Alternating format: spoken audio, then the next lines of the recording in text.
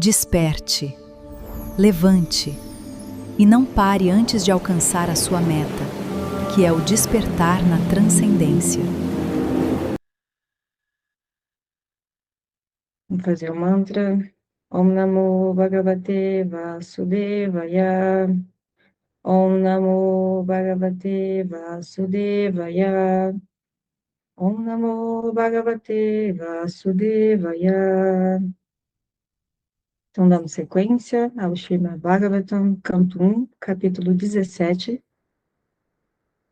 Punição e Recompensa de Kali. Nós vamos ler o verso 28 e o 29. Verso 29, Maharaj Parikshit, que podia lutar sozinho contra 1000 inimigos, assim apaziguou a personalidade da religião e a terra.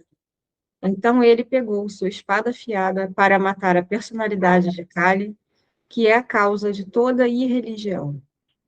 Verso 29. Quando a personalidade de Kali entendeu que o rei desejava matá-lo, ele abandonou de imediato a roupa de rei e, compelido pelo seu medo, rendeu-se completamente a ele, prostrando a sua cabeça. Então, mais uma vez, Maharaj Parikshit, que podia lutar sozinho contra 1000 inimigos, assim apaziguou a personalidade da religião e a terra. Então, ele pegou a sua espada afiada para matar a personalidade de Kali, que é a causa de toda irreligião. Quando a personalidade de Kali entendeu que o rei desejava matá-lo, ele abandonou de imediato a roupa de rei. E, compelido pelo medo, rendeu-se completamente a ele, prostrando a sua cabeça. Bom, né? Vocês que estão acompanhando essa sequência de versos, né? Esses eventos, né, assim como o anterior, do evento do touro, são eventos que já dão indícios, né, do andamento da Era de Kali. E o que é a Era de Kali? A Era de Kali é o que nós estamos vivenciando hoje em dia, né? Em cada era tem uma predominância de um tipo de conduta, de um tipo de nível de convivência entre as pessoas, e a gente pode observar que, como foi falado antes, na Era de Kali, o cumprimento do Dharma, ele está sendo reduzido, né? O Dharma cada vez mais está sendo deixado de lado, está sendo... não está sendo observado da maneira que é necessária para que a máquina funcione, né? Porque, como nós sabemos, a, essa situação que nós estamos vivenciando, né? O que a gente chama de vida, na realidade, é um sistema didático para que a gente aprenda a ser compassivo e cooperativo entre nós. Então, o cumprimento do Dharma, ele baliza, né, as ações, assim, os deveres das pessoas para que elas tenham uma participação cooperativa nesse grupo como um todo. E aí, quando isso começa a declinar por conta de atitudes egoístas e benefícios unicamente, assim, próprios, a gente vê que começa a haver desequilíbrio, né? Começa a haver violência e a perda dos valores, né? Que antes mantinham as coisas funcionando numa certa ordem, né? E aí, ok, né? E o que significa também, né, nesse segundo verso? Isso a gente consegue observar, né? A gente observa a violência, a gente observa a corrupção, né? E o que a gente pode trazer para nossa utilização hoje em dia desses dois versos, né? Se a gente olhar, né, esse segundo verso, né, quando a personalidade de Kali entendeu que o rei desejava matá-lo, ele abandonou de imediato a roupa de rei e, compelido pelo medo, rendeu-se completamente, prostrando a sua cabeça. E ele foi poupado, né? A personalidade de Kali foi poupada. Isso quer dizer o quê? Que, apesar de a gente conseguir observar coisas que são condenáveis e coisas que não são boas para a nossa vida e que atrasam o nosso desenvolvimento, que acabam comprometendo não só a nossa vida, mas a vida dos outros, essas coisas, elas ainda estão presentes, né? E elas fazem como se fosse parte dessa interface, desse jogo que nós estamos jogando agora, com esse personagem. Então, o que que entra, qual é o ponto importante aqui, né? O ponto importante é a gente saber discernir, a gente saber discernir quais são as coisas que são benéficas, quais são as coisas que são maléficas, né? E o que que a Era de Kali ela vai mostrar muito para gente, né? Que apesar de haver essa quantidade de essa variedade de coisas ruins e coisas boas, né? A gente tem que ter a capacidade de usar a inteligência para discernir o que que a gente deve seguir e o que que a gente não deve seguir. E aí vem aquela questão dos 4 princípios. E o mais importante, né, é a gente observar esse movimento de, de maturação que a gente está vivenciando, né? Os animais, né, eles não têm essa noção do discernimento. Eles vão vivenciando as coisas sem ter a menor condição de racionalizar o que que é bom para ele e o que que não é. Porque eles estão ligados basicamente às necessidades biológicas imediatas ligadas ao personagem que eles estão vivenciando, né? Um cachorro, ele vai querer comer um negócio para matar a fome, um leão vai querer se defender, e por assim vai, né?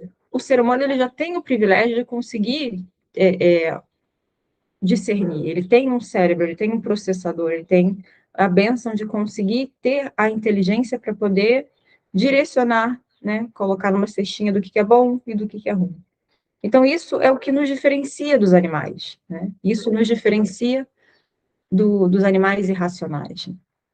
E isso é um grande exercício, né? É um grande exercício. E para além disso, né?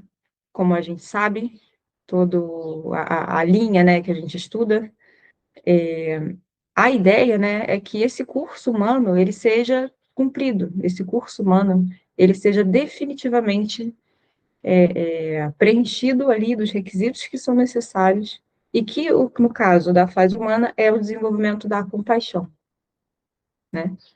Então, a gente tem que abrir mão dessa fase totalmente animalesca.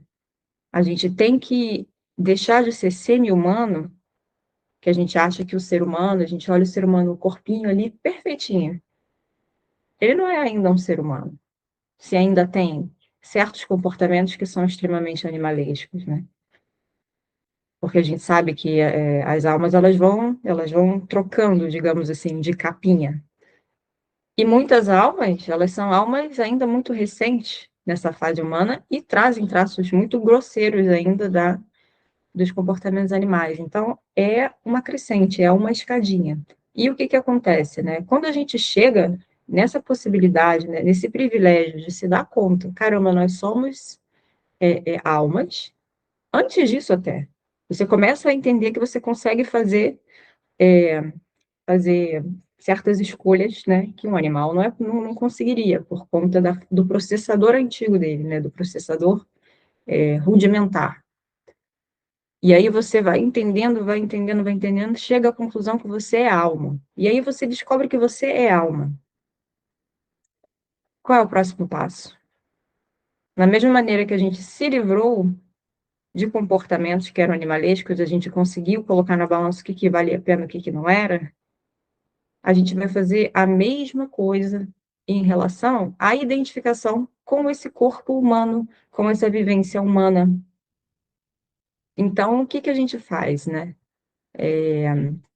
Não é que a gente vai deixar de viver essa vida com esse personagem de uma maneira plena, né?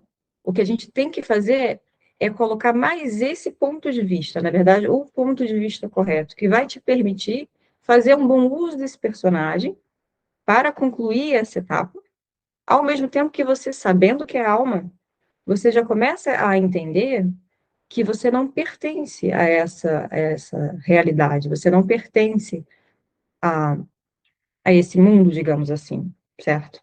Então, o que que a gente vai começar a fazer? A gente vai começar a entender exatamente o que que nós somos, o que que está em andamento, por que que as coisas acontecem.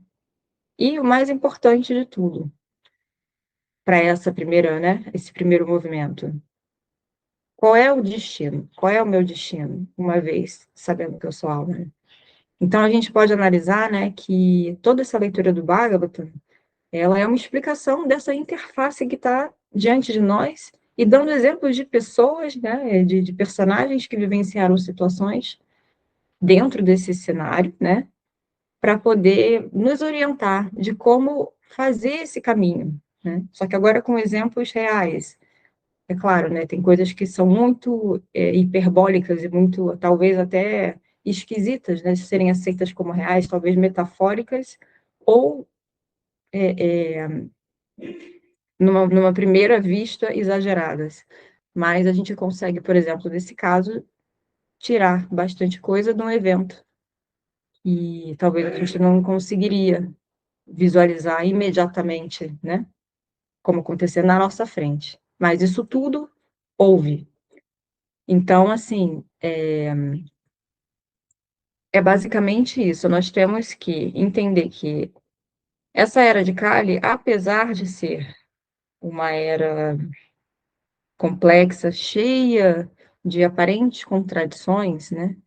Ela é uma grande chance para que a gente consiga chegar nessa etapa final, cumprir esse objetivo humano que é o desenvolvimento da compaixão. Por conta do quê? Por conta do desenvolvimento tecnológico, que facilita a nossa compreensão acerca dos assuntos que antes você poderia ler uma escritura, e como não tinha referência, por exemplo, Wi-Fi, por exemplo, na Bhagavad Gita, não sei se vocês se recordam, mas Sanjaya narrou a Bhagavad Gita enquanto acontecia em tempo real. Hoje em dia, existem os satélites, existem os telefones, existem as conferências de vídeo, e a gente consegue falar, não, deve ser algo parecido com isso. Então faz algum sentido racional na nossa cabeça. Naquela época, era encarado como poderes místicos. Tudo bem que as pessoas estavam mais acostumadas, né, com isso, mas esse avanço, né, do técnico, ele trouxe para a gente metáforas que facilitam. Fora outras questões que nos dão um pouco mais de uma certa um acesso à informação, né? Não uma rigidez absoluta. Isso faz com que a gente consiga exercitar muito mais esse nosso discernimento. Só que a gente precisa, é muito mais difícil, né? Porque são muito mais coisas, muitas variedades de coisas que não são benéficas, porém, ao mesmo tempo que tem muita coisa boa também, a gente observa coisas que são meio complexas e os valores, eles decaem, mas, ao mesmo tempo, a gente tem esse avanço da possibilidade de compreender.